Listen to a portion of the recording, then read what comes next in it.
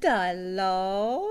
I am looking at this particular interrogation room, and this is what the video is about, is looking at trying to get the best out of people that you're trying to get the truth from. Now, let's look at this interrogation room.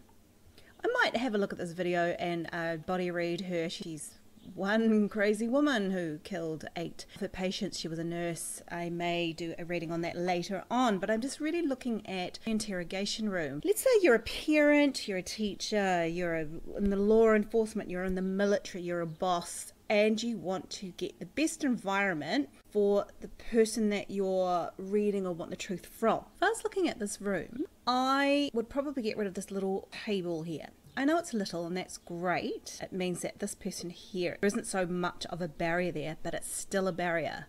Why? Because we've got this here, a straight line, and a straight line there. Now, often we have cops in this seat, and they're interviewing person over here.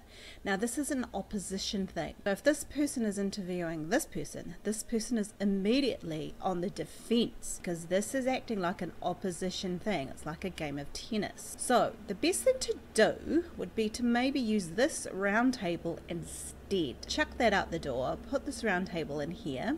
It'd be really nice if this round table was a half round table, so it's a little bit of a barrier, but it's rounded so that this person won't feel so defensive and offensive. So they're more likely psychologically to feel comfortable with the person they're with. Another thing is, this is something that I find in most interrogation videos. We've got the suspect sitting over here by a wall, or sometimes they're over here by this wall, and we've got the police by the door with their back to the door and interviewing. So they feel like they're cornering this person and getting the best information out of them. Now, psychologically, that can work for some people, but maybe you want to change it up and actually have the police person in the corner and this person with their back here, because actually when your back is to the door, you feel more vulnerable. And so you're more vulnerable, you're more likely to trip up. If you are next to a wall, that is a nice comfort, safety zone for you.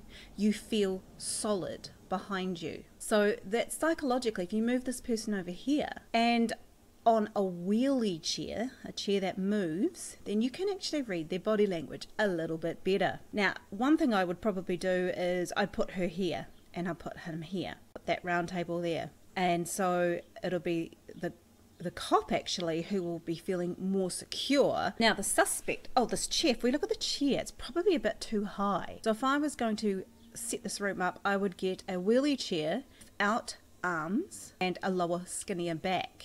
This little armrest is acting like a barrier. So again, it's something to put your arms on to make you feel comfortable. We want to make them feel vulnerable, but not in opposition. Okay, so all of these little tips and tricks you could probably use. I understand that the cameras are up in this corner to actually get this person, but you could set the cameras up here to actually get this person, or the cameras here or up here.